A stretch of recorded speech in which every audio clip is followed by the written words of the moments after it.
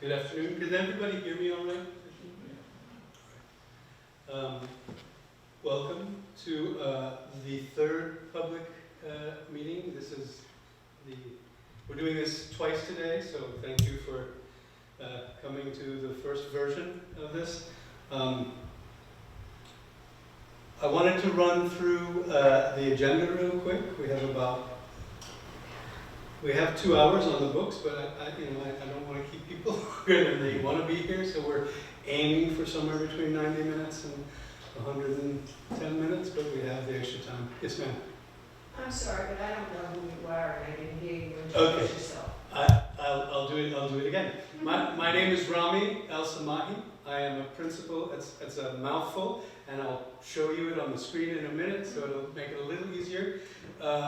I'm a principal at an architecture and design and planning firm based in Boston called Over Under. And I'll introduce the rest of my team in one moment. I just want to run you through the agenda real quick. We're going to start with introductions, and then I'll run through the last community survey, which I know some of you have filled out. Then we'll sort of break out into groups for an exercise, and then sort of follow that with a second exercise, which will get the blood flowing, hopefully, and then wrap it up with next steps. So the goal here today is to minimize the amount of time that I talk and maximize the amount of time that I listen and we listen to you all. So, let's start with introductions. That much more handsome fellow is me, because we used some Photoshop on him. I'm one of the principals at Over Under. We are part of a team that also includes RKG and Innes Associates. Eric and Emily can't be here today, but I can tell you a little bit about their roles on this project. Eric is one of the principals at RKG who sort of excel in economic development studies, finances, understanding the market, and sort of understanding which of our great ideas will actually make sense financially and which may not. He's also very knowledgeable and is working on the sort of public facilities portion of the master plan. He's also engaged in his team is engaged in the transportation portion of the master plan as well as the housing. Emily is an expert in land use and zoning, and she's been asked on this project to look at your zoning. She's already produced a kind of analysis of that zoning and will make recommendations as to what can be streamlined and sort of make certain things that we as a group want to be easier, and how to make them easier. In the back here are a group of people who are really running the show. They're Brett Pearson, who is all three with my office. Brett Pearson, who is an associate at Over Under. He's responsible for all the graphics you see and basically sort of making sure everything that comes out of this project. He developed the website as well, if you've seen that, as well as any other piece of graphic information that you'll see. Fatini Bulleri is an urban designer, and she is responsible for the wonderful images that you'll see. Anything that sort of relates to the planning and urban design is really under her domain. And then Rue Condrip is with us as well. Rue is an architect and designer on our team. Rue, in a number of capacities, he's also the one who spearheaded the construction and I think built most of this beautiful model that you see in front of you here today. So they'll be with us today and they'll help us facilitate some of the discussions that we'll have later, especially as we break out into smaller groups. Apologies if you've been to one of these before, but I feel like in case you haven't, I need to sort of explain at a very high level what it is a master plan is, or what a comprehensive plan is.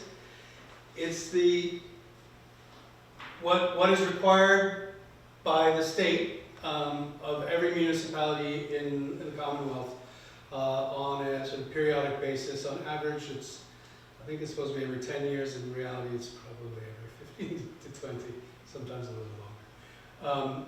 But it is a document that is intended to develop a shared vision for the community and to kind of create a roadmap for the next 10 to 15 years of development of your town.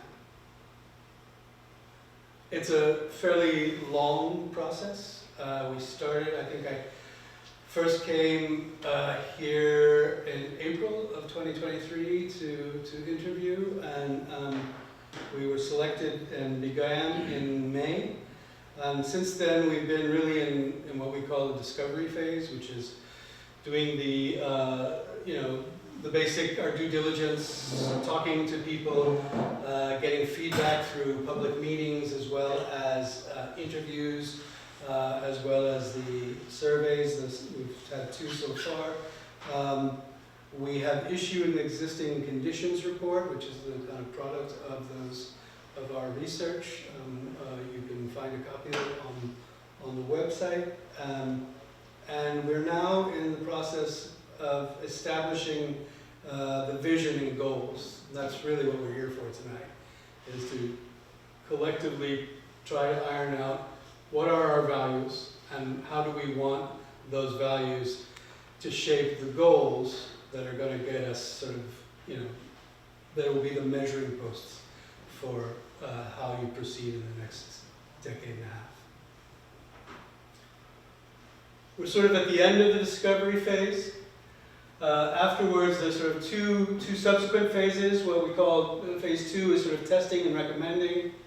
We'll, as a result of the things we do tonight and some of the ideas we've heard already, we'll start to kick around a series of ideas, test them, the things that we think might have some, legs, so to speak, so are worth pursuing, or things that we've heard the community definitely wants to pursue. We're going to sort of test out, kind of run through that, draw through it, talk to the rest of our team, make sure sort of at a high level the numbers make sense, understand whether or not it's within the existing zoning, and if it isn't, what would need to be done if we decide as a group to do it. And all of that will sort of take place in this phase 2. From that, the intention is to sort of whittle down the ideas to ones that the community has buy-in and really wants to see, and that will make it into the report that we'll issue in the 3rd phase. And that, as everything else, will require, and this was very clear from the planning board when they interviewed us, that they want public engagement the whole way through. So that's really why we're so excited to do this, because unlike many other places we've worked, I think there's a true, a real desire to engage the community in this process. So we've been excited about that and understand that's why it takes a long time. It takes a while to find out who the community are and to make sure we're talking to everybody, as many people as we possibly can. Are there any questions before I go into the next piece of this? Yes? Who will ultimately approve the plan, and when will that happen? That's a good question. I believe it's the planning board, yeah? And then it goes to the town. That's correct. The planning board, the master plan steering committee will take the final plan as built collaboratively with Will Ryder Associates. They'll bring it to the planning board. Planning board will approve, presumably. Then it goes to town meeting for the township. I don't recall if that's an official, I don't remember the legal process there, but it goes to town meeting for everyone as well.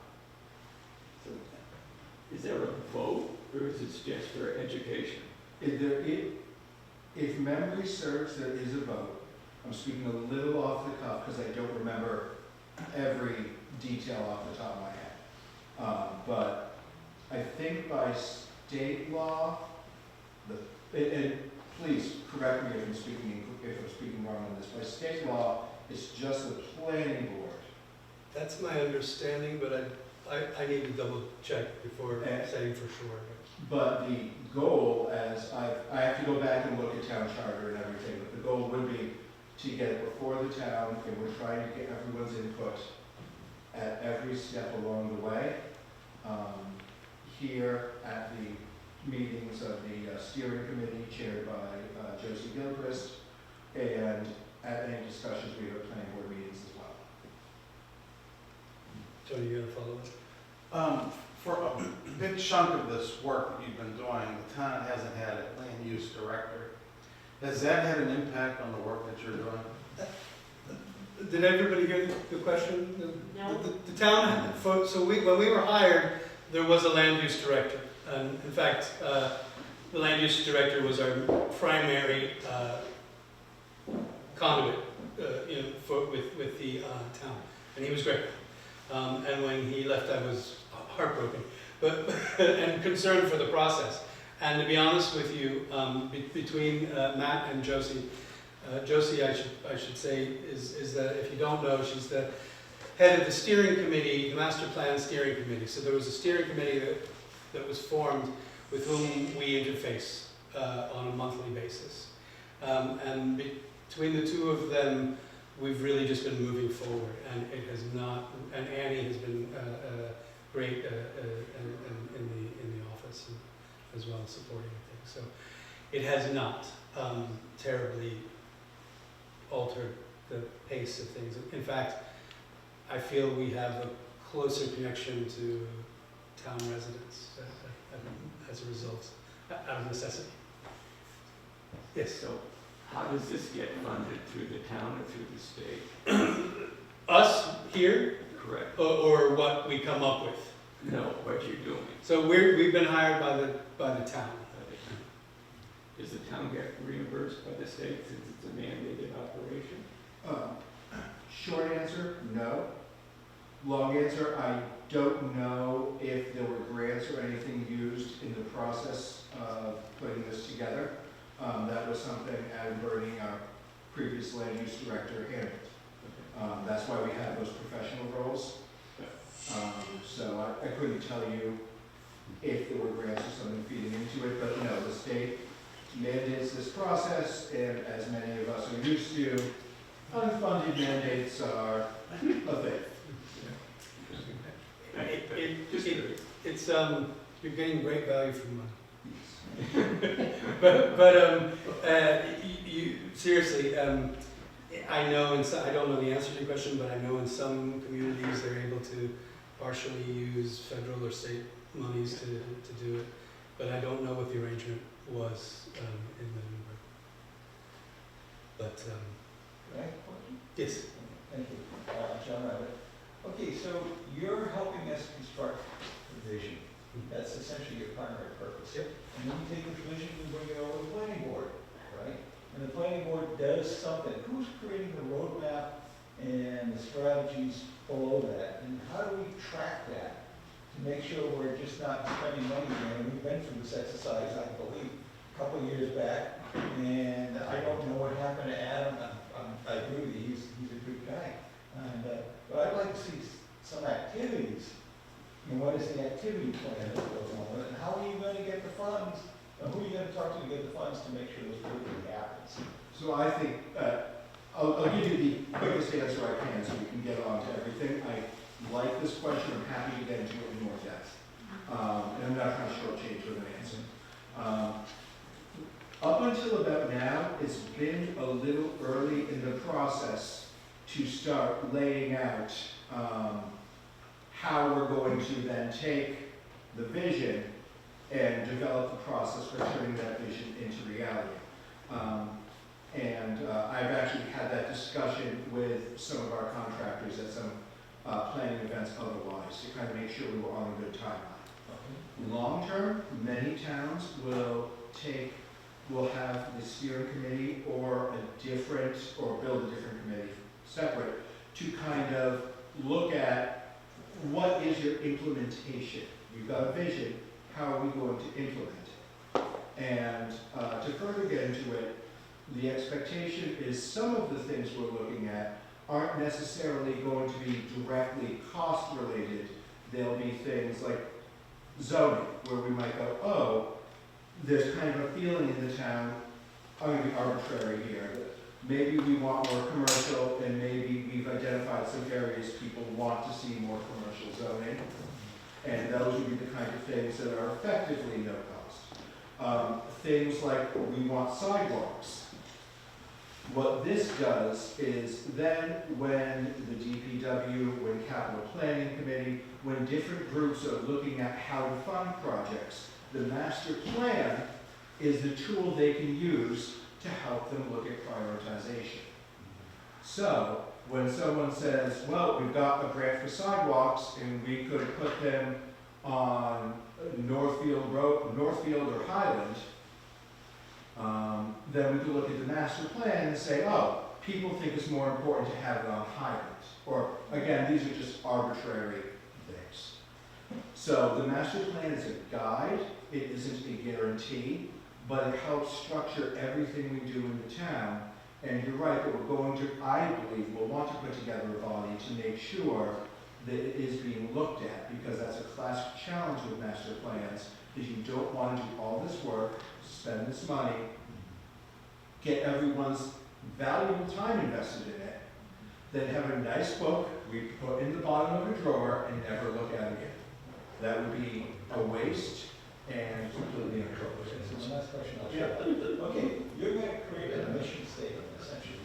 We stratify part of that mission in terms of, hey, guess what? We're going to try and take care of affordable housing in town. Will that show up as number one? And then everything, number two, number three, and can we continually focus on how well are we achieving this particular mission statement? Is that what you're doing?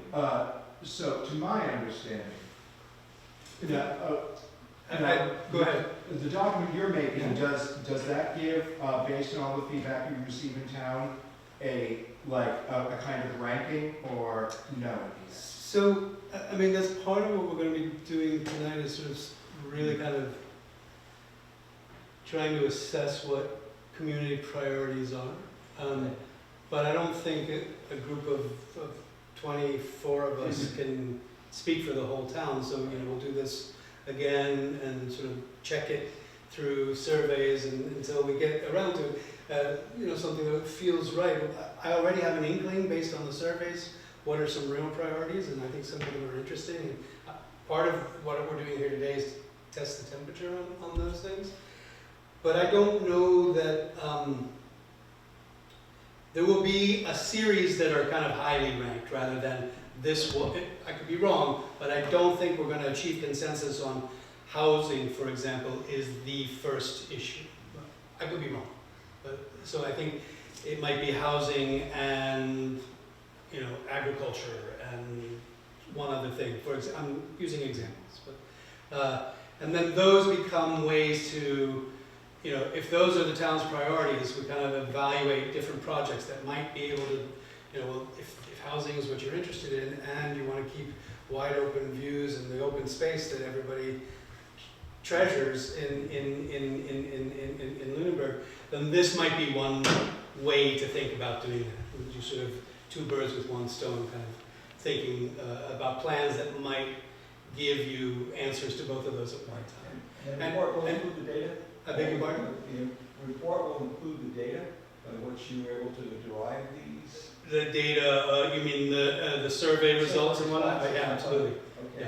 Yes, yeah. And we'll show you a summary of that tonight, and with a few caveats, but we'll show you that tonight. And with respect to implementation is part of the master plan. We're not implementing it, but part of the master plan has to include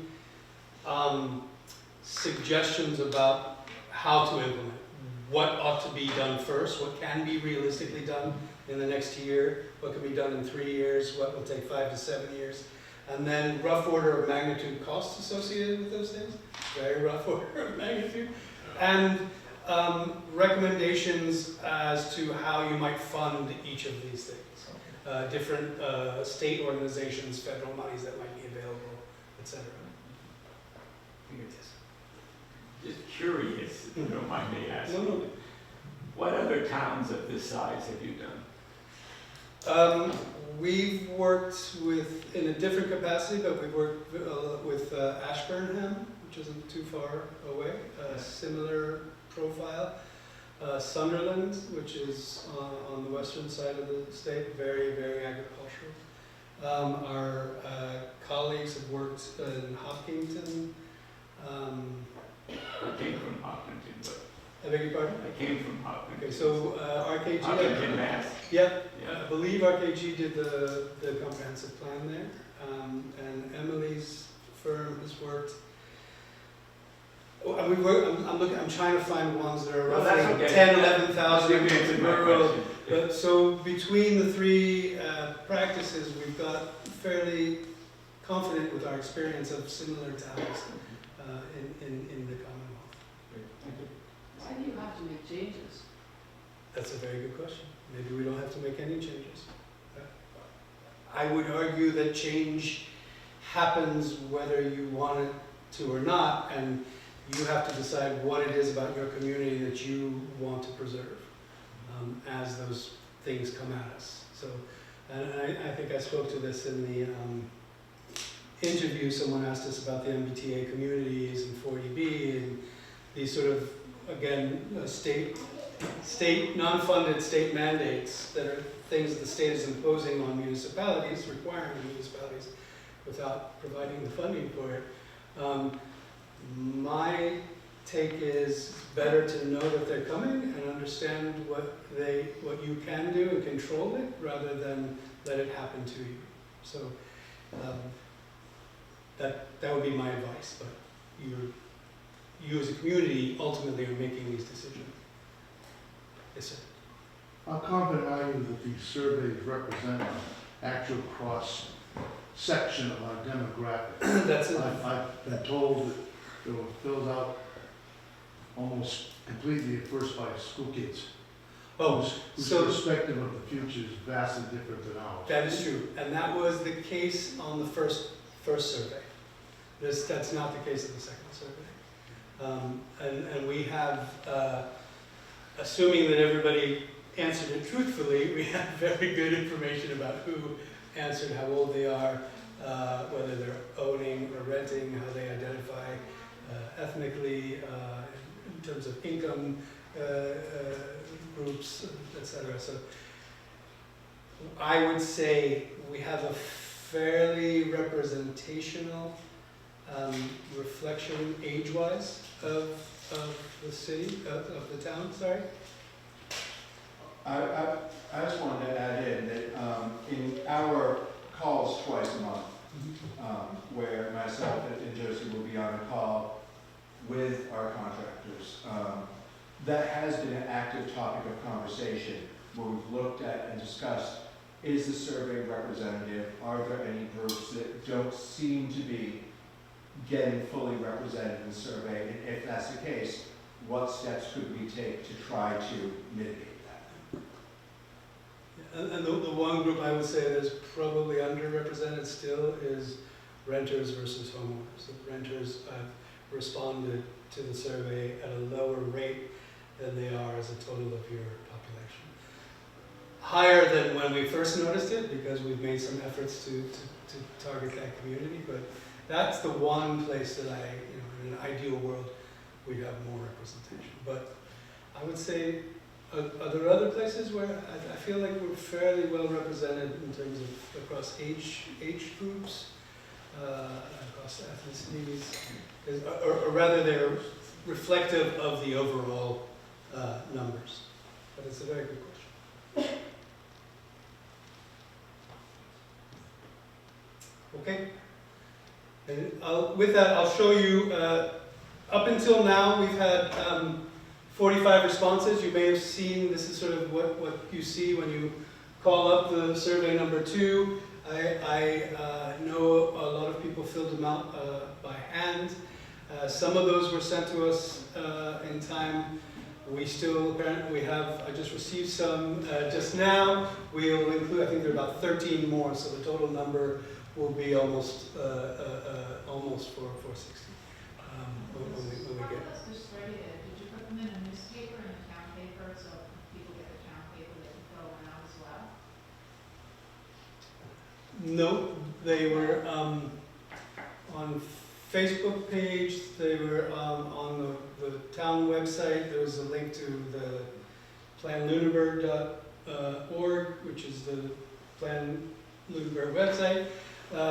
There were hard copies at Ritter and I believe here as well. So It just seems like a low responses to the town, so I'm thinking. I have to say I'm delighted with this number. It's much higher than Okay. most places we've ever. It just seemed low, and you were just saying 445. Plus, I don't know if this is a depressing way to look at it or a positive way to look at it. It's about 3 times as many people participate in town meeting. That's true. There is that. But I think your suggestions are great. We'll make sure that the next one is Yeah, I think is in. communicated better because, I saw mine on Facebook, but a lot of people don't have Facebook. A lot of people don't use social media, so it could be a different way of doing it, or sending a letter to the people in town or something like that. Each household. To that, I would say, anybody here has any organization that they're a part of that distributes information through newsletters or anything, please see me afterwards. Because I do try to partner with anybody that's willing to put it in their newsletters for distribution locally. It is very hard to get people to see it, the information. This particular meeting was in the budget, which was great. They allowed us to put it in there, and the school put it into their newsletters. Send it out as well. Yeah, so anybody that's willing, if you have any organizations that you're in contact with that could help us distribute information, because it's super easy to add a flyer or a survey link into an email that's already going out, but that would really help to raise that number and to get Yeah, more I'd like to voices. see them go up. Yeah.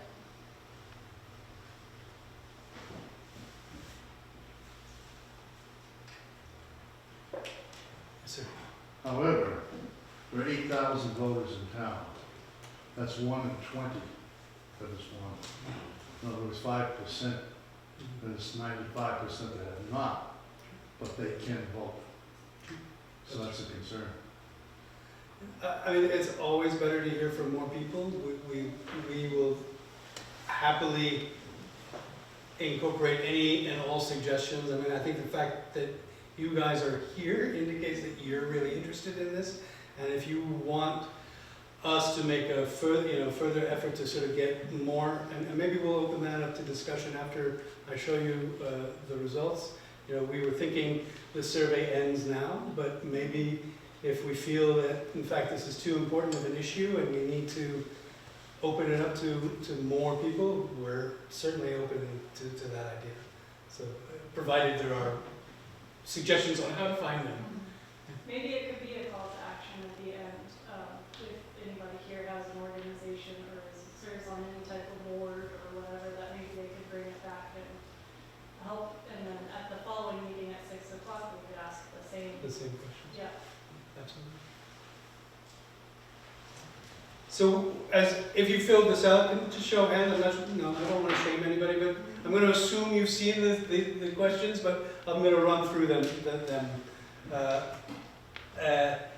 So the first question, each question was a sort of statement, and then asked you whether you 1 to 5 strongly disagree, or neutral, agree, or strongly agree. So what we've done is sort of take the strongly agree and agree together, and the strongly disagree and disagree together.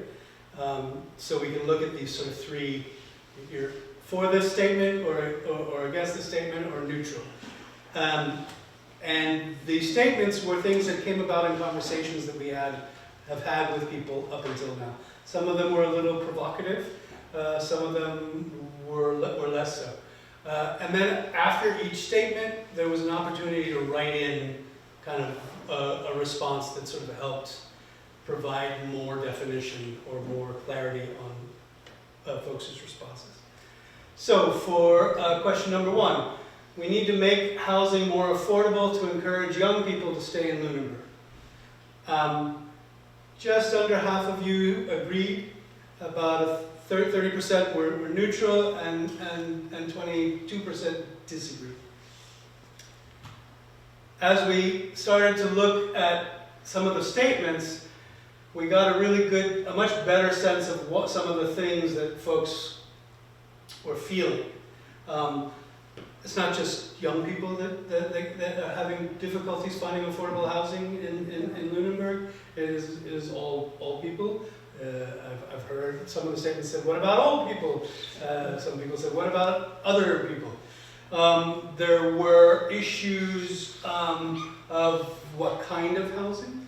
And there was frankly, a very wide series of opinions, whether we need more affordable single-family homes, we need more truly affordable, not just the fake 40B compliant. Interesting, we should think about maybe new ways to house folks that aren't solely based on the kind of developer model. Other people said yes, fine housing, but make sure it's in the right places. I imagine some of that is triggered by some of your recent experiences with proposed developments that feel like they are not in the right places, which we couldn't understand and support. So there was sort of a wide variety of opinions that I think kind of gave us a little more understanding as to why this wasn't there wasn't overwhelming agreement with this statement.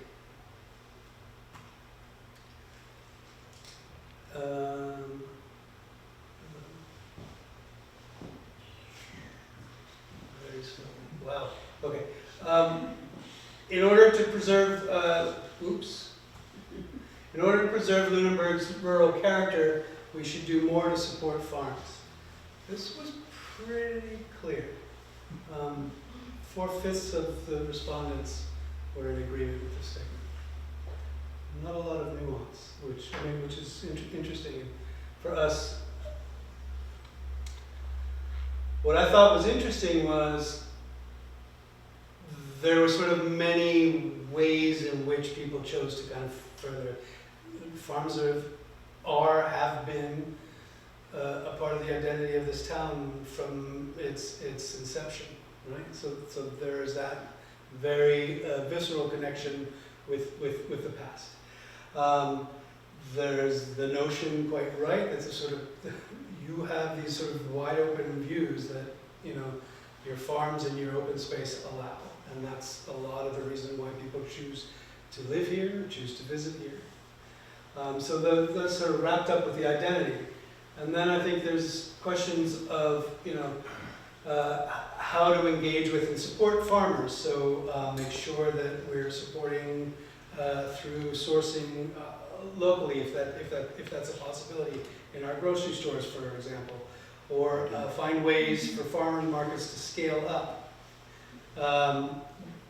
Question: what programs are available through the state and federal government to support farming? And then you'll see, how do you protect farms from further development? That seems to be a clear one. There were some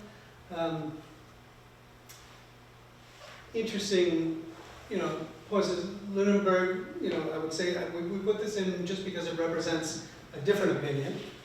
It says Lunenburg is, oh dear, I'm so sorry. Lunenburg is a suburban development. Let's accept that and figure out a way to make that the priority. No one wants to knock down hearts, excuse me.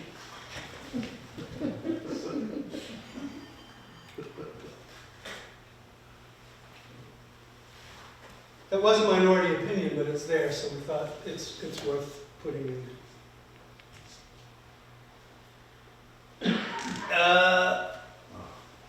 architectural heritage. Over 50% of the respondents agreed that it's important to preserve architectural heritage. When you get into some of these answers, you get a little, again, little more nuance. Well, let me start with, again, just like it's the agriculture, you know, the buildings, the historic buildings are a part of the history. It's important to preserve who we are as a town. Once a building is gone, it can't be replaced. And then other people said, okay, we get that, but not at the expense of businesses or homeowners. There should be some limitations to this. Businesses ought to be allowed to function, and for example, to have signs to attract customers.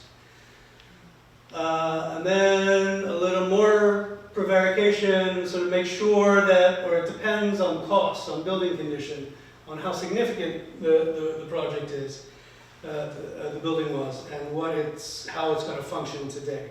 And I think the comments below give you a sense of some of the things we got. And there were literally hundreds of comments for each of these questions. Almost everyone added something to their numbers, which was great. Like, that gave us a lot of insight. We need to bring more jobs to Lunenburg. That was less than half agreed. About a third were neutral. I think in a sense people feel like, you know, there are a lot of folks in a lot of Massachusetts towns who don't work in the communities where they live. Lunenburg is a bedroom community. Maybe it's not important to create, job creation is not a number one goal.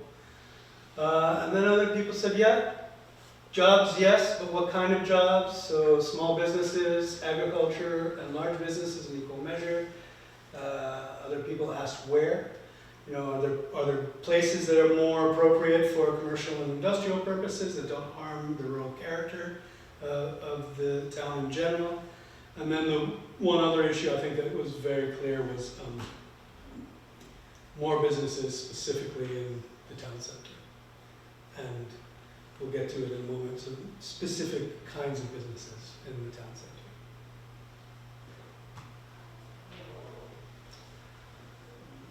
We need to encourage small businesses to set up shop in Lunenburg. 4/5 of you agreed. And here's where we start to get a sense of some of those specific businesses and where they might be. The coffee shops, maybe a bookshop or restaurants in downtown. Incentivize small businesses to help build community. Some people feel that the town is not small business friendly, that it's not easy to start and run a business in town. And that improving kind of sidewalks, crosswalks, etc. Is a higher priority.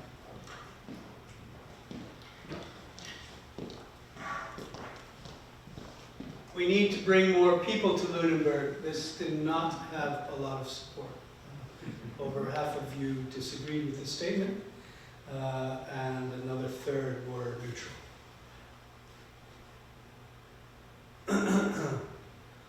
When you get down to some of these things, people can visit. Yep, that's fine, no problem with visitors.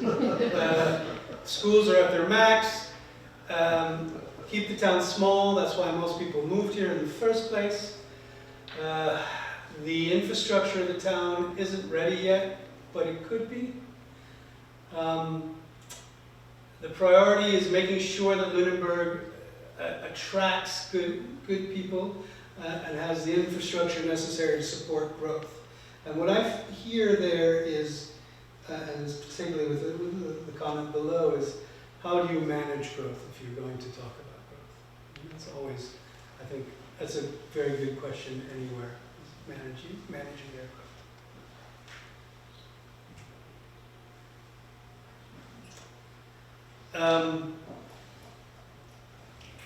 There were two questions here that are related but quite different. And this statement is that Lunenburg needs to improve its open spaces and recreational opportunities. 2/3 of you agreed. The Marshall Park plan, which was approved, I believe, last year, folks are very excited about. There's a feeling that there are already a lot of great spaces and great trails, amazing conservation land. There could be better connections between them, and that maintenance and improved access are keys to future success of these places. Slightly different question, but almost the same amount of support. That we need places in the town for gathering and events. So rather than some places to play and hike and recreate, that there's a need, like a town common. I mean, I know there is, but it's difficult to get to at times, but there's a need for a safe space for large events.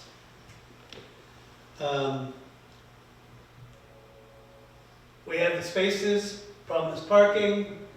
We have the spaces, but they're not good enough. No, we have the spaces, the middle school, the library, the senior center, but I would say we're actually talking about outdoor spaces in this case. It was a very interesting idea to transform Memorial Drive area between the Boys and Girls Club down to TC Paseos into a linear greens, make it sort of the new town common. More spaces in addition to renovation of town office or renos to town offices would be welcome. And I think this one here is sort of, there's nowhere for a large group of people to meet and that's not safe, that is safe and accessible.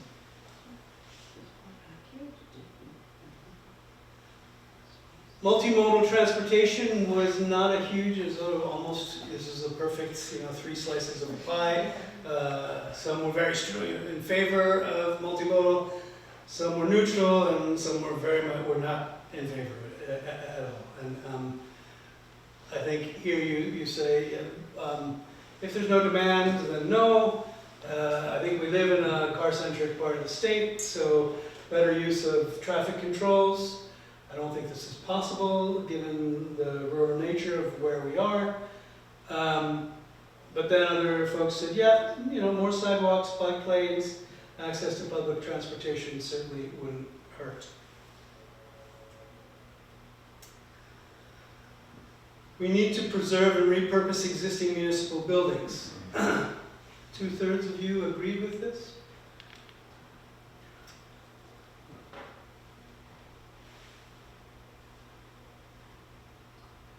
I think the nuance here is it really depends on the building. Some buildings are sort of more loved than others, and the cost is always a real concern. Is it more cost effective building something new? And I'm happy to answer that, go into that in detail. I think there are costs today and overall the life of a building costs and the life of other sorts of costs, ways to measure costs. But cost is something that there's got to be honest financial expert support for preservation. And then there are suggestions for town hall, for TC Paseos, town hall, Ritter. So you can see some people already have some thoughts. And I know this is an issue very much on people's minds. And then finally, we sort of ask folks, of these statements, which are kind of the most important to you, and choose one. The things that really popped out were preserving the rural character, encourage small businesses, improve open spaces and recreational opportunities. And then the kind of second tier were affordable housing, I would put it that way, gathering spaces and address municipal buildings. And then in that third, less support, architectural heritage, jobs, people, and multimodal transportation. Then we offered folks the opportunity to fill in other specific issues they wanted to talk about. Support the school system, provide more sidewalks, encourage commercial growth, and incorporate sustainability into the plan. I should say that last one in particular hadn't come up as a statement when we first put the survey together, and we've heard it quite a bit since then, and want to kind of unpack that with you guys tonight and in the coming months. So what does sustainability mean to you? What are goals that you can get behind in terms of, you know, sustainability? So that's a lot. Are there any questions? Where'd the other priorities come from? Just from the dialogue within all the questions? So I would say I'm afraid to walk over there again, but so the first three were write-ins. So there was a list, you know, please rank the ones that you want, the top three, I think it was, or was it top three? And then, are there other things you'd like to include? And a lot of folks wrote in other things, and those were the ones that came up often.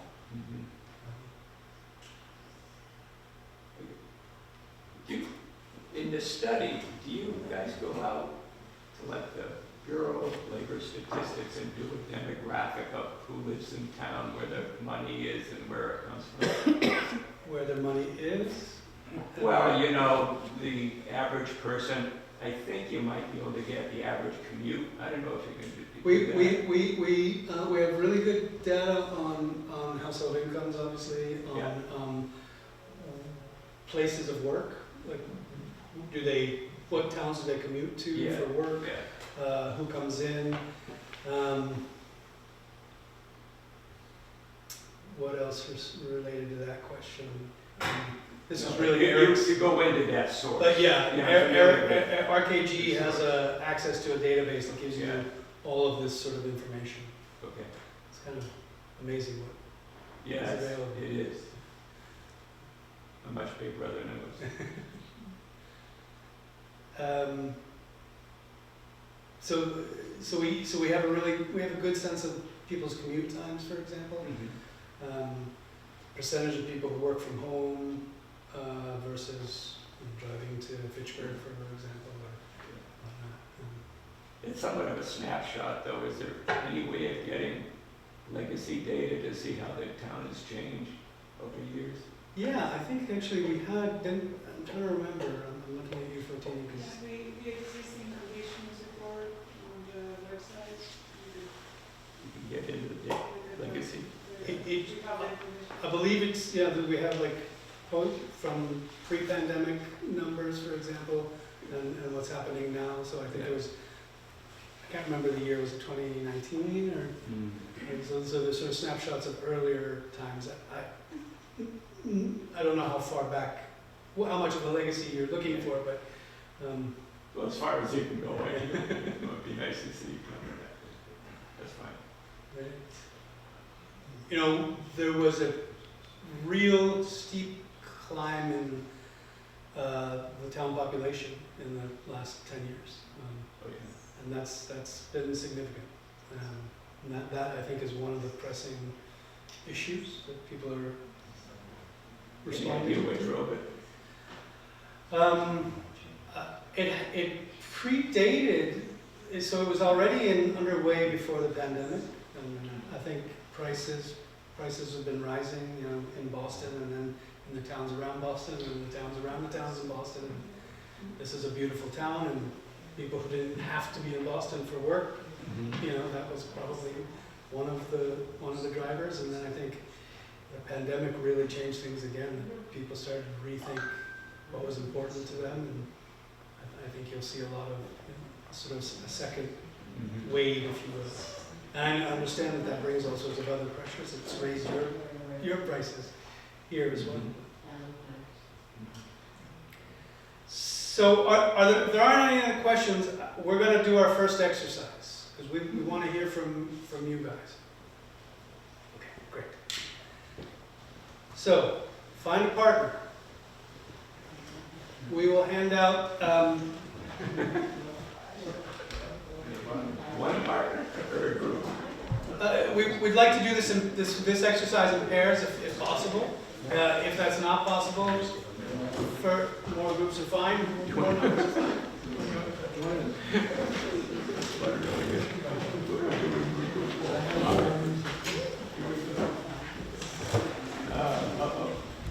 So this, you want to be on the page that says, on the side that says values.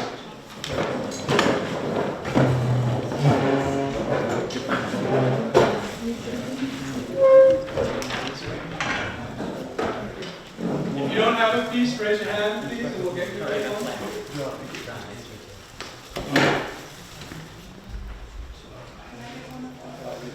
And you'll see a number of words on this sheet of paper. Together, if you can discuss and then agree upon 6 words that represent values that you think Lunenburg should incorporate, should guide your future. If there are words that are not there, there's space at the bottom for you to add. This is a fairly short exercise. I think we're giving you 5 to 10 minutes for this.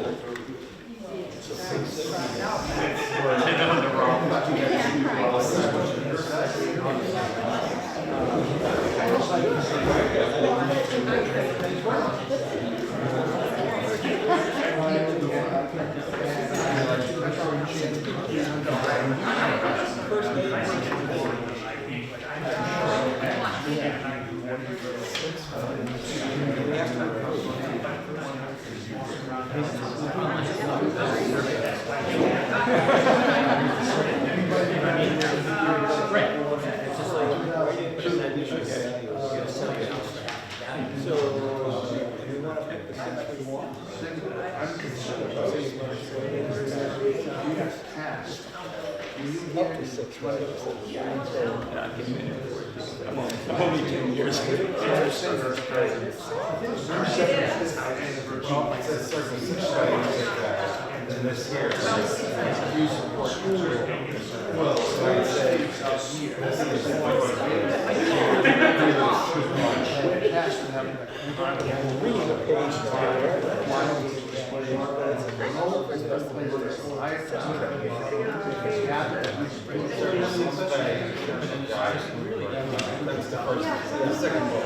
I brought this up before, the open space versus conservation. That's still, I don't know if people get that. Yeah, I know you can't change that, is there any feedback on the surveys that indicated any? It's funny because we thought it was obvious because that's the language we use in particular ways. And some of the responses, most of the responses I think understood it, but the discussions about interior fit-outs and redoing town the person that said that didn't understand the question in the way you can't use it in the worst. Because to me, if I were to answer that question, one would say, we don't need any more conservation, have it. If I were to answer it from another perspective, I would say, we don't have open space. So open space has those connotations depending on how you interpret that.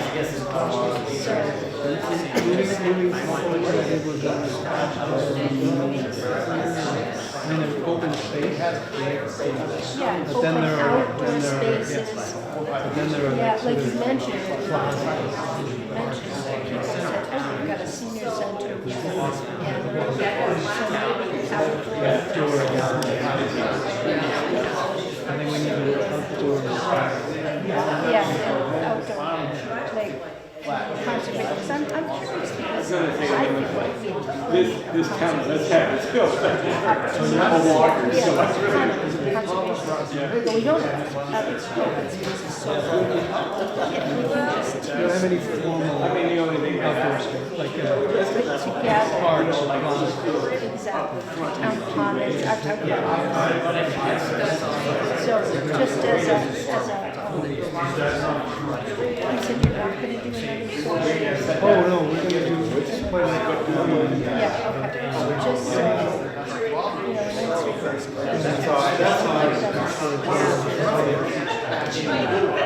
well, it's a good question. And I think, Like indoor and outdoor, because, yeah, people will do the survey. Oh, yeah, we got plenty of places to do. I'm really so many libraries, we need them. It's like,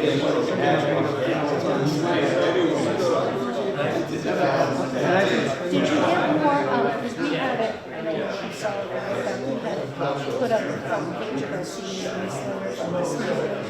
I put up senior responses.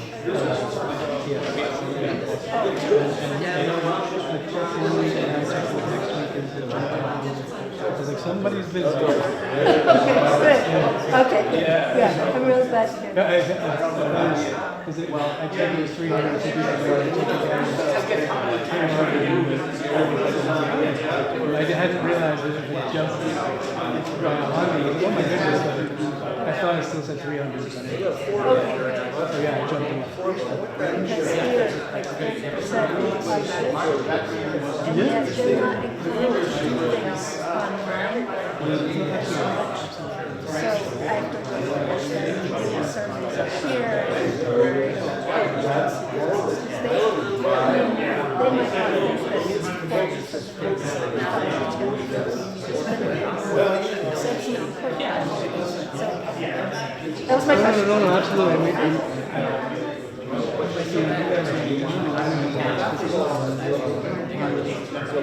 Well, I don't. I mean, that's one of the things that we struggle with. And that's one of the things we struggle with. Is how to make readers who aren't conservative, who don't necessarily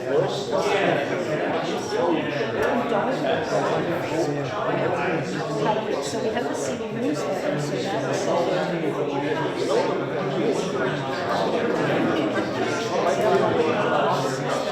but I know that there's thank you.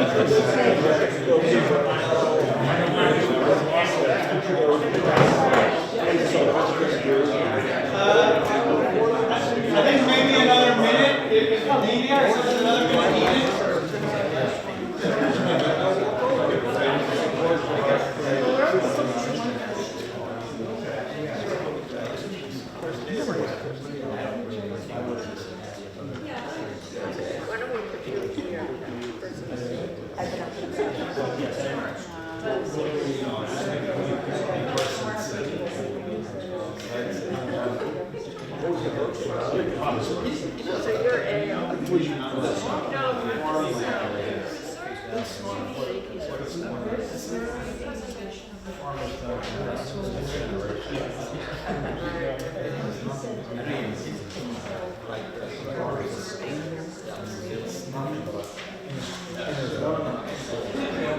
So if you've done the first side, has everyone completed the first side?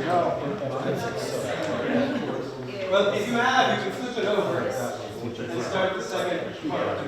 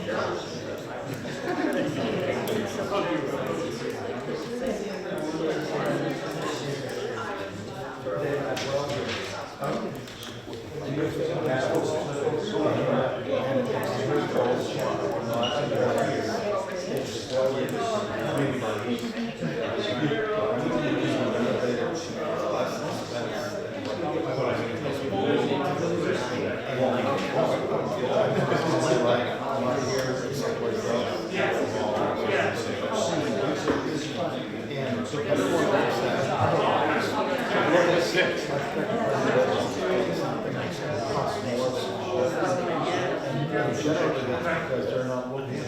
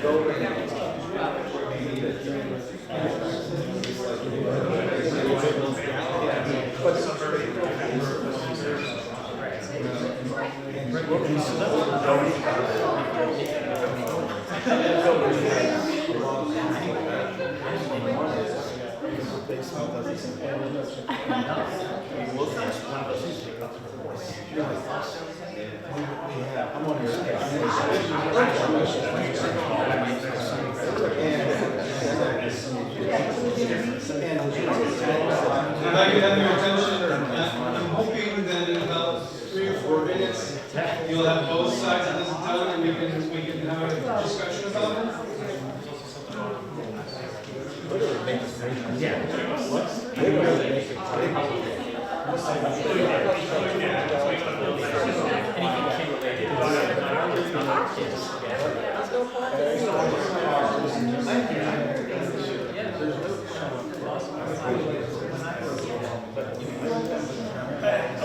We're going to ask you guys to sort of report out, maybe holding it both jobs.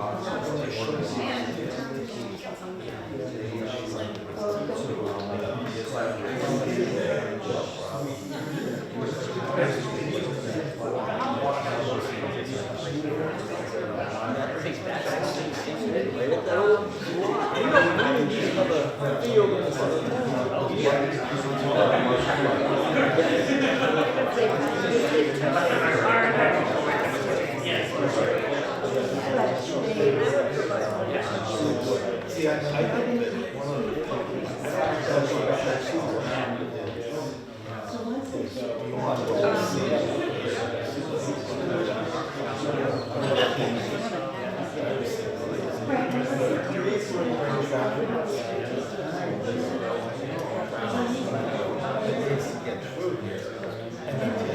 Okay, is everyone, are we ready to report out?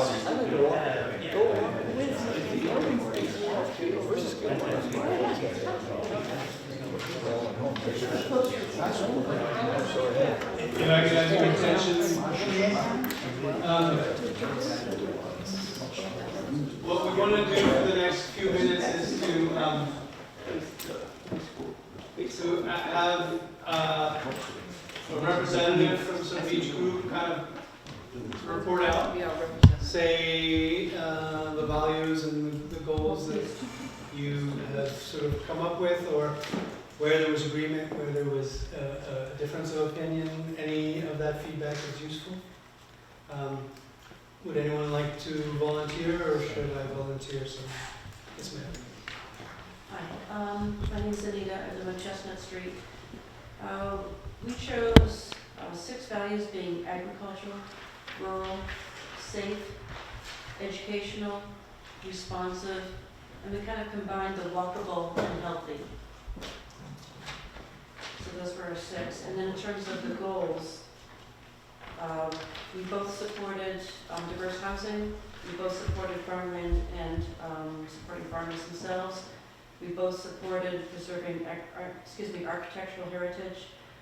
We had differences of opinion about supporting small and home-based businesses. We both supported building upon improving open spaces and recreational opportunities. We had difference of opinions regarding better use of existing spaces. We had difference of opinion regarding preserve and repurpose existing municipal buildings. We both supported investing in the school system, and both supported incorporating sustainable and resilient metrics. In terms of why, for one of us, the reason was basically just to maintain the rural characteristics of the community. And the second why was also retain rural characteristics, but also in a way that supports families. Thank you. Rami, No. for sake of the recording, can we get people to go up to the queue and speak? Oh, sure. If that's not too much trouble, do you mind coming up to speak so you're on the camera? No pressure. It's just because of the lighting and for the recording that's going to go up for people. That may not be equally easy for all of our participants. Okay, that's fine. So that would not be concerned. Okay. If you're comfortable, please come up. If you're not, I can bring the mic to you. No worries. Sorry, I didn't mean to cut you off. I'm all set. What she said. Yes.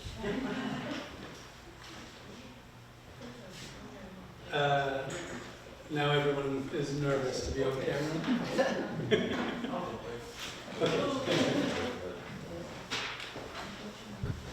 So our 6 values were green, agricultural, educational, walkable, sustainable, and safe. And we pretty much agreed on almost everything for supporting those. The main thing is supporting the farmland and the farmers. We both encourage small and home-based businesses, open spaces, recreational, better use of existing spaces, preserve and repurpose municipal buildings, invest in the school system, and then sustainable, resilient metrics and future planning. So we're going to do this every so often. Let's just take it into account and do it right.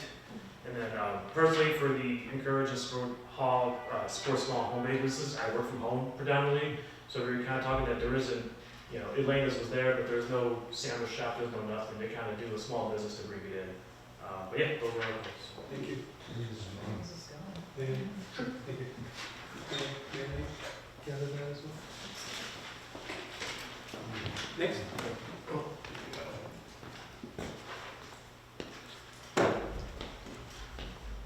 There's just one thing on here we're particularly concerned about. I'm Pete Lincoln, I'm head of the 2028 Lunenburg 300th anniversary celebration.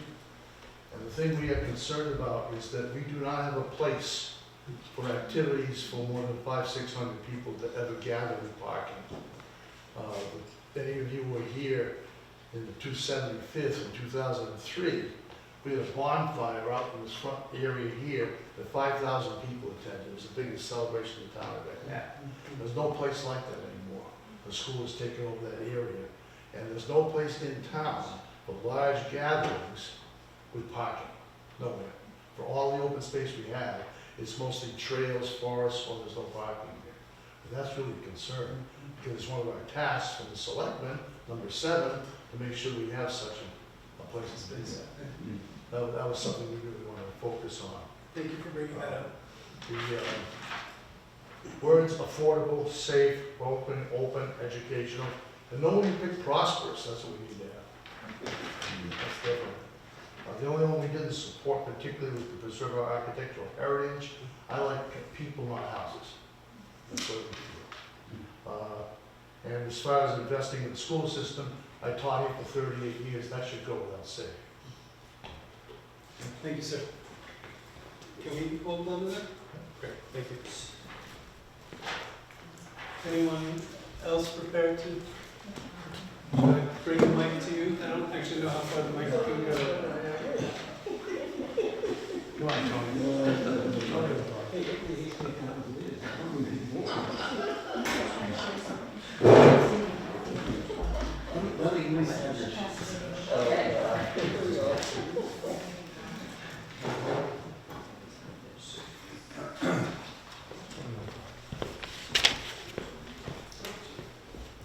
It's harder to do when you have 3 people.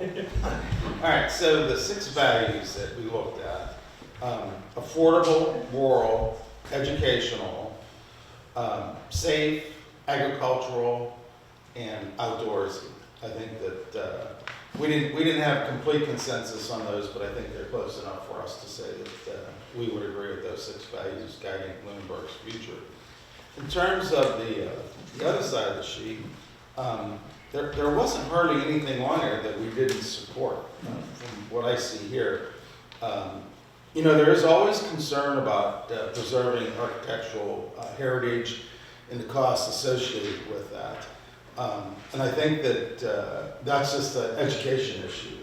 If you really look at the total cost to replace a building versus reusing it or repurposing it, that's generally going to show up as something that's more cost effective. I agree with Pete, public space is a huge issue for this community. And I think that we talked about maybe a consensus that a linear green along Memorial Drive might be able to give us some of that public space. Might have to do some reconfiguration of the streets that are currently here, but this could be a place where we could have a gathering spot for public events. So that's what we have. Thank you. May we hold on to this? Yeah. Thanks. Would anyone else like to share? Good job. Did he accurately reflect? Amazingly. Wow. Just check. Tony. Hi, I'm Chrissy Carboni. So the top 6 values we put, and by the way, Mr. Lincoln was my teacher. Communal, educational, preserved, responsive, healthy, and historic. As far as the goals that we support the most, we agreed pretty much on 1 through 8. 9, I was kind of looking for a little more information about what's sustainable and what kind of metrics we're thinking of, because you only get what you measure. But as far as which goals are important to you and why, we settled on 1, support diverse housing options for all ages and income levels, everything in moderation. 2, the next one would be number 6, make better use of existing spaces and gathering for events, for those things that we're talking about. If you want to build a community, you have to have a communal space. And number 8, of course, support and invest in the school system, because You don't have people drawn to the school system, you don't have new people coming in, and that's important to the lifeblood of a town. So, here we go. Thank you very much. Yes? Anyone else? If I could just add one, you did a great job. Okay. I said a little bit to it, but now I just want to add one. In terms of our number one, support towards housing options for all, one of the color commentary there was making sure that we do housing on our own terms in a way that does not, like, you know, that we don't have it imposed upon us by the state by falling under on our affordable housing and all of that. So, I just wanted to add that in there. Thank you.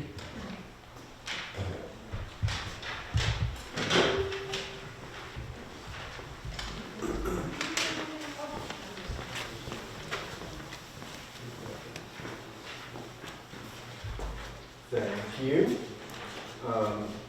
While Josie and I were working together, we concluded that our 6 values were affordable, agriculture, rural, communal. It took us a bit to kind of figure out what communal meant, but we felt like that embraced both the welcoming nature we wanted as well as the way the townspeople come together.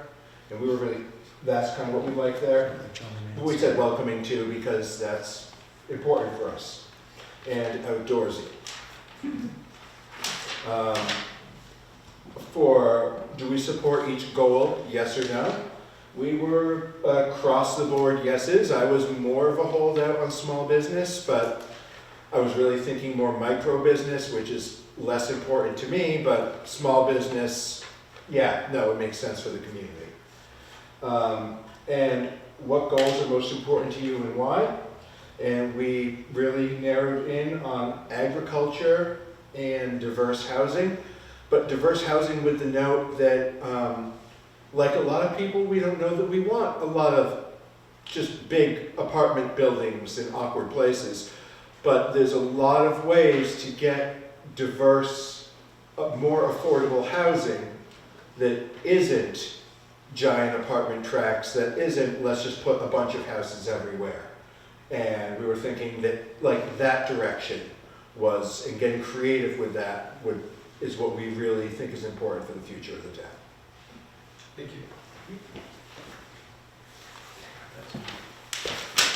We're just gonna keep these part of the record. Anyone else? Ladies and gentlemen, you time.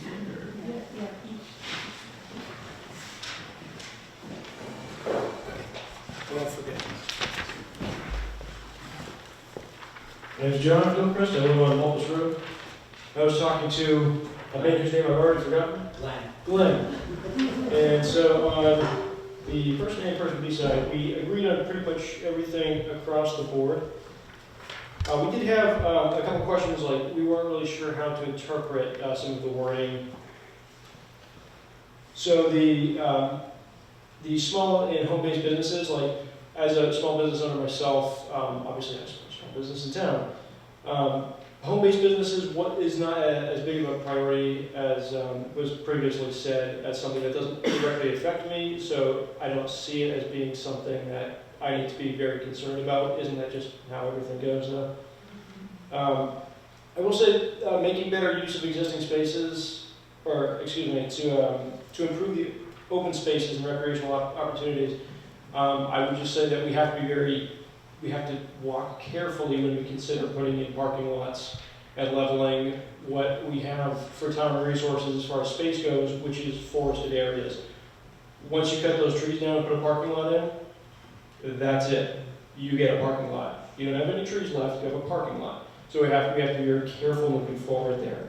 However, again, we both agree on this as a very important thing to us. And we actually did we both did fill out one of the back sides of the sheets with the 6 values. So I'll read Glenn's side and I'll throw in a couple that I added as well. But the 6 values that we believe should guide Lunenburg's future, Glenn was saying affordable, rural, beautiful, walkable, safe, and welcoming. And of course, I mean, I kind of agree with everything on the sheet. I put in there myself, rural, communal, safe, outdoorsy, and I believe I put prosperous. Can't remember. Obviously, they're all important to us, but those are the ones that we came up with in particular. Thank you. May I hold on to that? Yes. Thank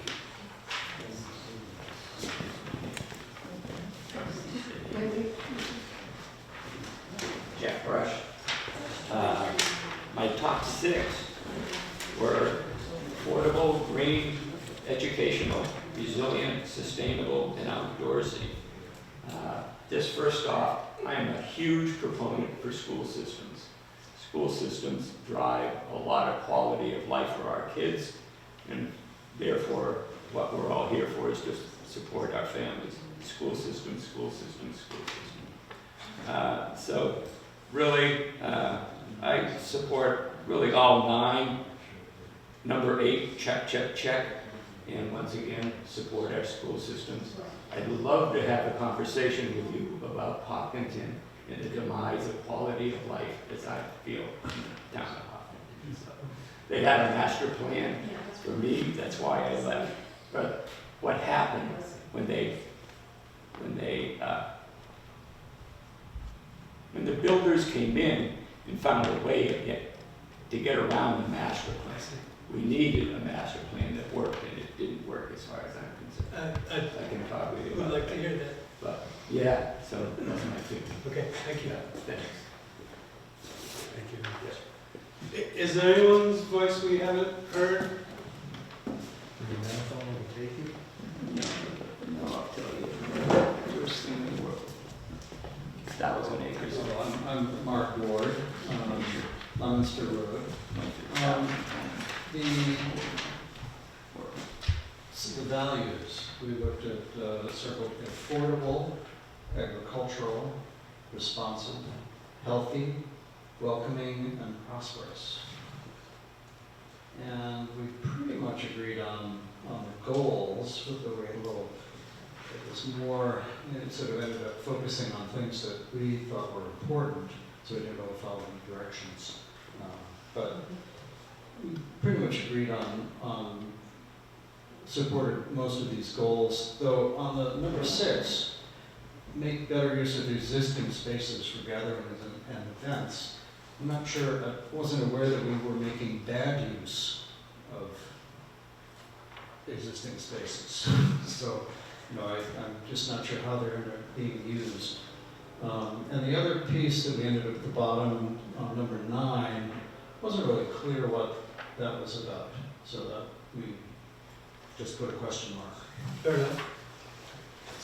Which ones were truly important? You said you concentrate on which ones were truly important to you. Well, we essentially agreed with these pieces, but for instance, the preserving the agricultural heritage, was kind of a question whether that mattered to us or not. So that was all. And I think that's it. Thank you. Anyone else? Thank you all. We have one more exercise, if you're up for it. What's your appetite for getting up and moving around? How about with those who don't feel comfortable getting up, we'll come to you. Fair enough? Thank you. Josie, you have a very good experience. So the goal here, we're going to ask you to split into groups of 4, so that's roughly 6 people per team. And there's going to be a relay race. Slow motion relay race. Did that scare you off, Ben? We're going to ask you, with all this talk about values and goals, and these are very sort of high ideas. Now, in a quick, what we're calling a brain dash, how are some ways you could see this happening in your community? Right? And we're going to ask you to write it down on one of these note cards. Come up here if you're willing and able. Come up here one at a time, one team member at a time. Write on the note card and stick it either somewhere relevant on the map or anywhere on the map. And then the winning team is the one with the most cards standing up at the end of the time. Question about the rules? You're going to divide into 4 groups. Clear? You're then going to, one at a time, approach the model, write down an idea that with all these values in mind. So like, for example, it would be great to have a new condominium right here. That's probably a bad example, but you see what I mean. Or we need, whose idea to make this linear greenway? It belongs right here, right? And then the next teammate goes up and does something else. It has to be a new idea. It could be space specific, or it could be more jobs, right? Either one of those is fair game. The idea is quickly you're going to run out of the obvious ones, and you're going to have to go to sort of more blue sky thinking. Maybe some of them are a little wacky. That's okay. We're here for that today. Understood? It's okay if it isn't. We can go through it. We can go through it again. So the first task is to find yourself a group of 4 to 6 people. You guys are there? You gotta pick a gun. Okay. Thank you very much.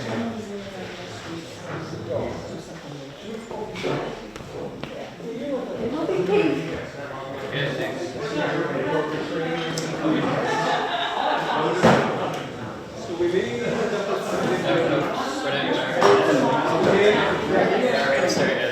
We're gonna head start. Well, we're just getting into the groups. Yeah, it's good that you're on top of it. Because this kind of stuff is done professionally. So, this is one group, yeah? And we have a group over in that corner and then a group in the back? Okay, give them a color. Yeah, 3. And so they're coming up with the idea together. Each person. Oh, yeah. Okay. You can come up with the idea on your own, or you can have a list together. Either way, but one at a time, come up and write. Yeah. If you can't come up and write, have someone else do it for you, or we can come to you with a placard.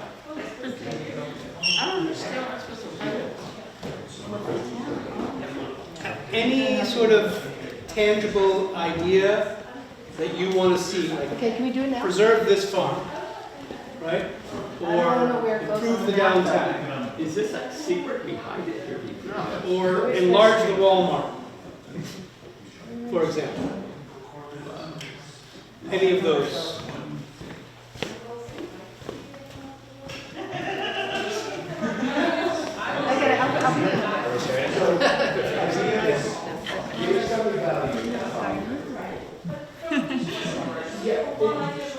Either way. And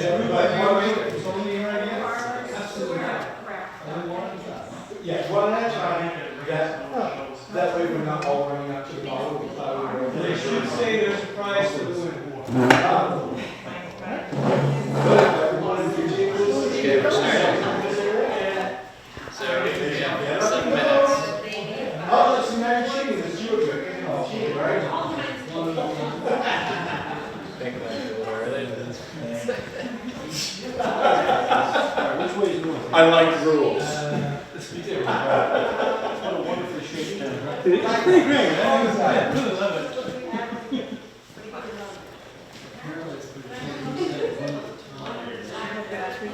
One at a time? Oh, that's sorry. I'm going quick. I'll go quick. Grab bag. I haven't even seen this yet.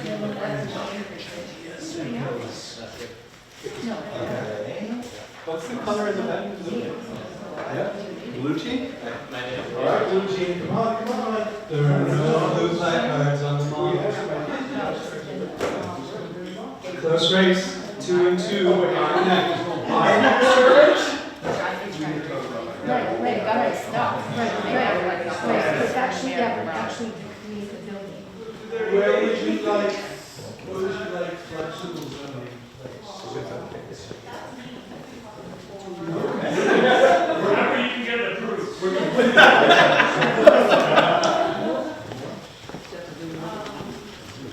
Flexible zoning in the corner, because We can go back and get, right? We borrowed a friend's shop. Is this laser gun? It's laser cut. And this is CNC, cut with the CNC router.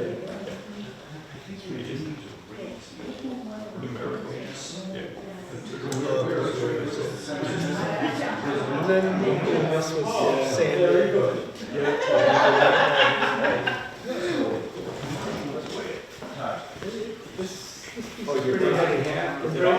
It's in quadrants. Okay. The biggest quadrants takes 2 of us. Let's see. We were all of us were here today. I'm gonna say that was This is South Africa. So,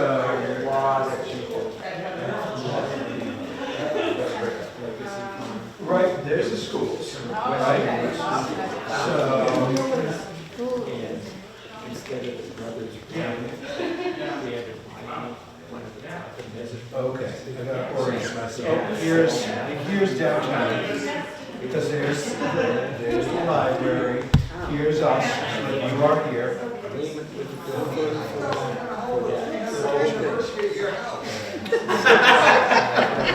As a fortress is built on That's the largest space. I know, we're putting Hickory Hills. Go ahead, please. It says he's gonna hold the anniversary of your house. You got it. There you go, paper plates. Oh, no, Chinette, not just paper plates, Chinette. That's right, that's right. It's more recyclable too, they grind up there. showing up with our registry. All of a sudden, we had 30 new kids. Supposedly. Could be anywhere. It was after years in a way. It was just a incredible quality. Western nursery. Had an opportunity. Well, they focused on All we need is a trained police escort. We have about 3 more minutes.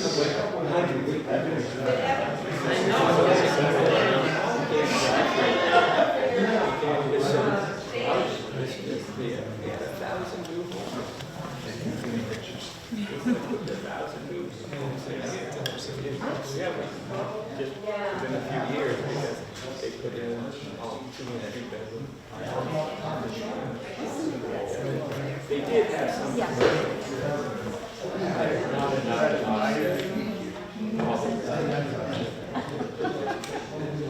Anyways, that's just, Yeah, no, do it. Very helpful. Yeah, I think they came in after that.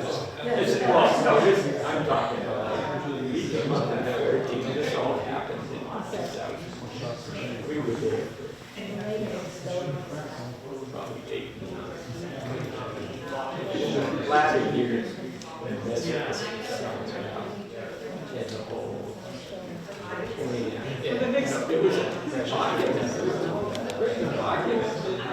It'd be really interesting to understand what yes, well, Messer's real, we had this, but it didn't have trickle down so much. It didn't run as it, but the building was built from the west. That's a little bit driving. And once he got going, I guess the agreement with the town didn't have trickle down. And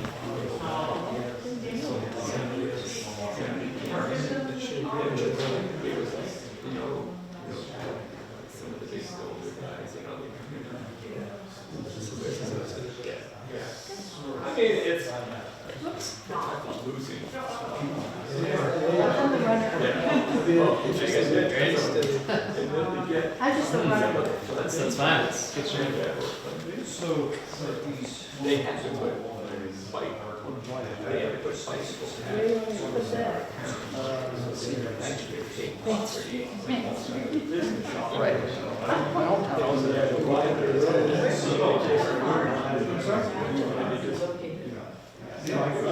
So I'm the planning board chair for town, so I have no company or Ritter Building. Thank you. Last one out. Where is our located base is where? Oh, okay. And but also this RKG and its associates. Is this associates Western Mass? No, she does a lot of work. I know she's a part. She's based in Newburyport, actually. Oh, okay, all right. And then RKG is based in Newburyport. Okay. So, yeah, we have people from Boston coming out to help us put up the whole Well, I was just thinking, if you're all done. Okay, all done. So, I could go, there was a. Would anyone like to talk about some of their proudest ideas that they put? If you can, you want to come here and take a look at the model and see some of the other ideas folks have. Maybe point them out to each other. Preserve Cherry Hill Farm, for example.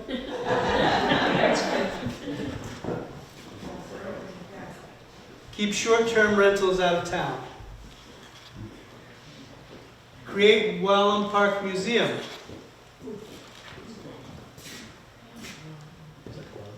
Town owns land on West Street.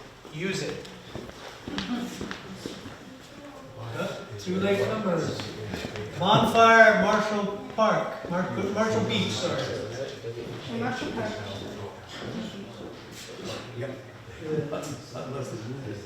Reduce tax rates for farms.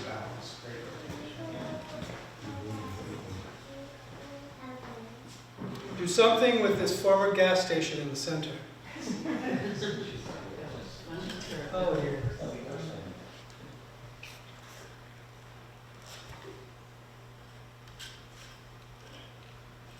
Sandwich shop, 7-Eleven in downtown.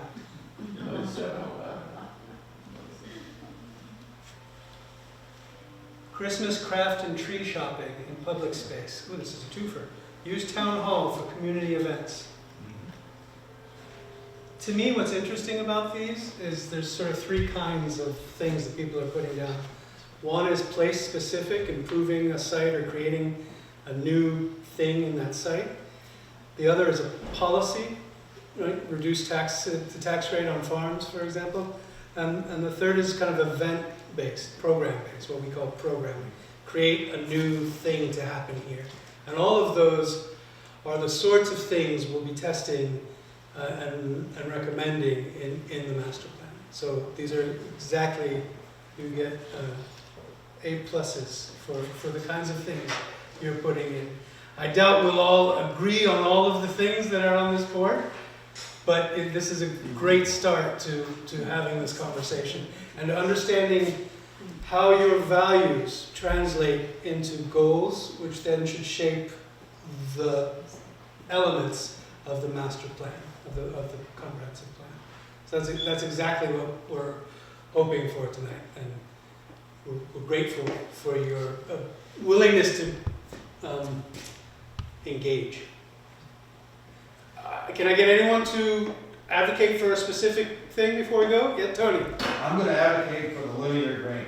I mean, when I look at Memorial Drive, it's a perfect place for us to create a meeting area. You know, it's anchored with a town hall on one side. You got the Boys and Girls Club. You got this facility. You got the library. You got the common public areas, the TC patios, and then you have our school system. You know, where our athletic fields are, where kids gather. You know, day in and day out. I feel so sorry for that gazebo. You know, because it sits over there, unloved, unwanted, other than one night in December, when we put a Christmas tree in there, that after the Christmas tree lighting ceremony, nobody goes and visits. Except for prom. Yeah, They take and, lots you of know, lots of pictures. yeah. But if we can move that gazebo over into this area somehow, some way, it would be a much, much more welcoming place for us. We already do our town concerts in this area. So I think that there's a natural linear green here for us to work on. One problem with that, every park. There's ways of dealing with parking. You know, you might have to do some selective demolition of TC patios, you know. And I don't know how much ground that the town owns between the tree line and where the actual property line is, but you may be able to capture some parking space there. And then, of course, you've got the parking associated with the school system, you know, right up the street. So, I mean, I think that there's ways of dealing with parking. It's never going to be perfect. I mean, it's certainly, I mean, every town green in Massachusetts has a parking problem, most likely. But this, I mean, that's, I know we've been talking about this idea for a while now, and we're excited to test it out. So one of the things we're going to do in the next stage is draw through what that might look like, understand how many parking spaces you can fit on the periphery, and give you our assessment of whether it's possible. There is a change in topography, so it's not going to be totally flat. Right? It's much higher, almost a story higher up by the Boys and Girls Club than it is down at the school. But that doesn't. It's not the first public space to be on the slope. But it's worth exploring, is what I'm trying to say, and we'll do that. Yes, sir. Yeah, since it's come up a couple of times, I'm trying to get this Rose Kennedy Greenway thing. Are you talking, like, what is the vision like? Are you talking about eliminating that road and making it a green? Maybe. Oh, okay. What's here are assets that are treasures for community gathering. A library, a senior center, you know, a Boys and Girls Club. And then the public areas that exist at TC Patios, you know. And we already have concerts here. I mean, we already have a lot of things that take place within this without that formal designation of this being the town green. So I don't think, I mean, I don't want to spend all of our time on this one idea, but I think there are a number of ways to answer it.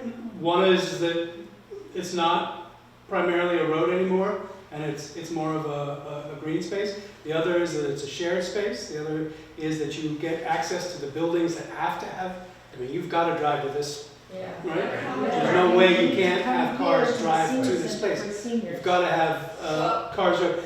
But those things are possible, right? They're not. It's not a either or. I think what our task is not to design it for you, but to show you examples of how it could be, and there are many possibilities. You can always put a parking lot on top of Brooke's house.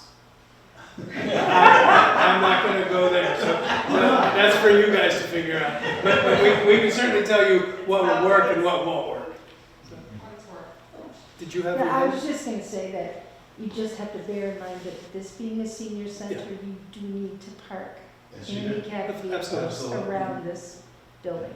Absolutely. Just keep that in mind. We do have to do ADA compliant here in this building. I love your idea, but. Yes, sir. Yes, please. Okay. You know, we talk about economic growth, local places. Does anybody notice when you went down the center of town, you can't find a parking spot? We've got a wonderful potential municipal parking area right over where the old primary schools. You let people start picking there. Next thing you know, shops have places for people to park. That starts growing. And if we were really smart after that, we would put a senior center, a lower income senior center, good building, beautiful, right up behind it. All of a sudden, those people are starting to walk out and support those local businesses. It's all going to be coming down to what is the parking availability.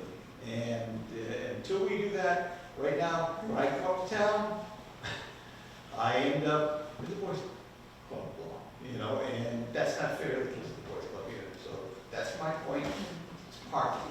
That's what we need. And it's cheap. Noted. Thank you. So I am under the age of 50. No offense to anybody else. Underrepresented demographic. That's where we are. I put down developing a set of mountain bike trails in town.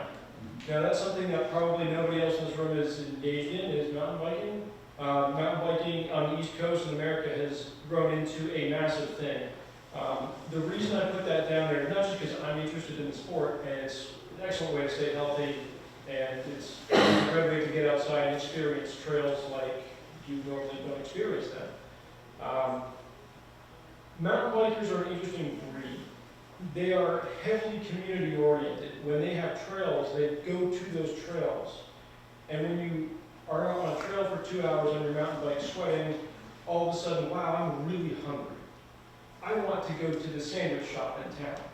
Oh, they don't have one. I'll go to the next one.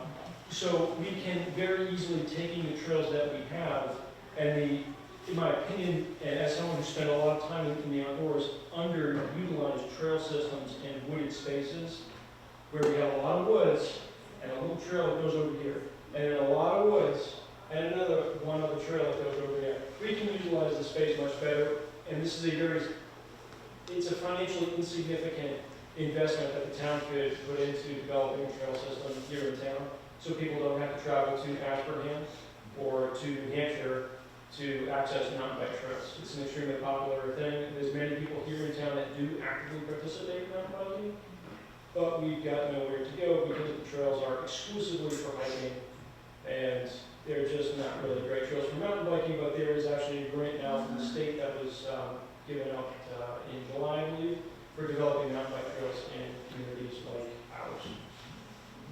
Thank you. I think in addition to the mountain biking in particular, which I think is a great idea, I'm not a mountain biker, but I married one. And everything you're saying about the culture that is tied to community and the idea of sort of capturing that desire to be here and find the sandwich place is very on point. What really resonated for me was the lack of connectivity between your open spaces, your recreational spaces right now. And you're right, that is low-hanging fruit.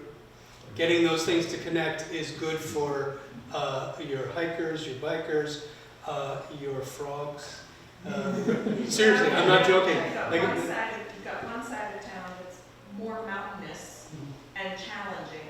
Yeah. Then you've got the other side of town that is a lot more flat and available for, new people or people that don't need to, really make their heart come up through their mouth. Right. One of the issues that we do face as people that utilize a lot of private trails is that these trails are on private land. Yeah. Now that's not always a problem if the landowners are accepting of having people utilize the resources, the natural resources that they have. And I'm sure that's opening up a whole can of worms that we're maybe not delving into today. But to work with landowners to actually develop trail systems that aren't intrusive and that are respectful to people's land that we can be sustainable with in the future as well. And if you're going to connect them, if you're connecting one area to another, you just make a bike lane on the side of the road that you go from here to there. But the idea of connectivity, I think, is absolutely on point.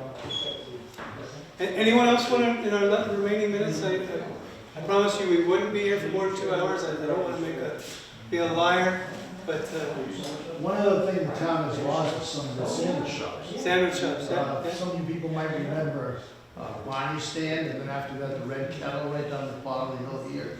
Great place. It's just woods now. There used to be the Eagle's Nest up here in the center. And that's gone.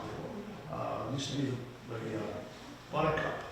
A lot of nice places to eat. I don't know any of those. Well, they lost. We've lost a lot of places that haven't been replaced. Elaine's just left. A terrific place to go. That's gone. So we're not really attracting these not places like Dunkin' Donuts, but places that are a little nicer for families to get together and eat that aren't high-priced restaurants. Doesn't seem to be any desire to get people to come here. And I think, you know, Eric and his team from RKG can speak to this more specifically with more specificity than I can, because it's really their area of expertise. But what do you do as a town to encourage that to happen? The answer is there are many things you can do. Right? Some of it you can leave it to the market, but I would suggest that there isn't enough of a market to support it. They really alone. haven't done very much. They told, you know, poor the guy who owns Bad Larry's, right? Signage was a huge hot topic issue. You know, you couldn't have a neon sign or something like that. I can't remember specifically, but he was limited because of signage. Nobody mows the lawn out there, so if you did want to put, you know, a chair and a table out there for somebody to enjoy their burger, you're looking at overgrown weeds and whatever happens to be living in the overgrown weeds. It's not conducive to, hey, we got a burger joint that serves great milkshakes and everybody comes and it's kind of like a, you know, whatever. And I mean, that's the sort of things I'm alluding to, is you as a community, as a town, as a municipality, can do things either informally or formally to incentivize those businesses that either exist already or ones that you want to bring to town. Do we have a chamber of commerce? There is the North Central North Massachusetts Central. Chamber of Commerce. But we should have a Don't have to have a certain amount. economic Well, development director. This is the second fastest growing town in the state in the last few Yeah, years. yes. There's obviously people need to eat. Yeah. No, I don't think these things are impossible. I just think you have to kind of decide how to make them happen. Well, it isn't even just that, our only gift shop just left. Yeah. Right? Not bad matter disposing though. And, It's yeah, closed. It's exactly. only up at 4 days a No, week it's now. not close. So, you know, our only gift shop just left. There's no gift shop. I'm sorry, I run out of ideas with what to buy from Walmart. If I'm looking for a quick gift, and I want it to be a nice quality item. Not Zippo. I have to go over to Townsend, or I have to go somewhere, you know, outside. Any other things that you wrote or one of your colleagues has written that you want to call out on this model? Or something that's just occurred to you?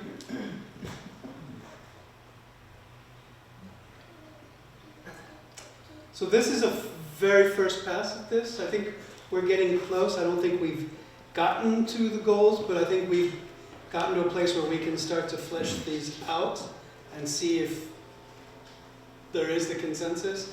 Well, I think we should talk, Josie and Matt, about whether we leave the survey open a little longer, or if we're feeling like we're ready to close it and move to the next one. But I'm quite pleased with the discussion we've had, with the responses we've gotten, and with these little colorful towers on the tie for the winner, pink and white tie. Pink and tie. Oh, they tied. Oh my So what goodness. we're gonna do? Well, we do have choices. So. Yes, sir. We're meeting one and meeting two of the same format. It'll be the same thing, different. Will be the same, different group of people. You're welcome to stay. You know what? Yes. No, it wasn't sure. Before everybody leaves, and going back to something that was talked about a little earlier on about how to distribute information, if any, Somebody earlier told me people had to speak. It's not a room. going back to one of the things that was said earlier in the meeting about distributing information so that more people can see it. If you are a part of an organization or know somebody that wouldn't mind putting some of our survey links or flyers to these meetings in newsletters that are sent out, or on any magazines or whatever else is distributed throughout Lunenburg, please contact me. My name is Josie Gilchrist, and my email is on the town website. We would like to get the information out in more places, but we're not going to just say, hey, send this out. We need to partner with people to do that. So send them my way. I'd be happy to work with them to distribute get more people here at the next meeting. Thank you. Is that even on? I think it's important. Again, I'm Matt Brenner. I'm the Lunenburg Planning Board Chair. If you have any other feedback, my email is on the planning board part of the town website. It's mbrenner@lunenburgma.gov. Please feel free to email. If you're more of a phone person, call the planning department. Annie Aubrey, our wonderful administrative assistant, would be happy to take your name and number, and I can reach out. We can find a time to chat. If you want to grab a coffee at Smokestack and talk about the esoteric parts of town planning, that sounds thrilling to me. Maybe not to most people, but your feedback is crucial. And I also want to tell you, by the way, almost everything I heard here tonight, from variants on the mountain bike pathways, to variants on the extended town green, to parking and connectivity, I've heard at other town committees and discussed within town government. So I think there's a lot of alignment here, but please keep making your voices heard through this process so we can make sure it's memorialized and we have the ammunition then when we go to the town later in the coming years to say, this is what people said they want, and it makes it much easier for us to actually enact your will in the town. Thank you very much for participating. It's really appreciated. Good job. And if you haven't already, planlunenburg.org should have all the information about this process up on there. It also has an email that you can write, and it automatically goes to the four of us, and we do respond. So. Thank you.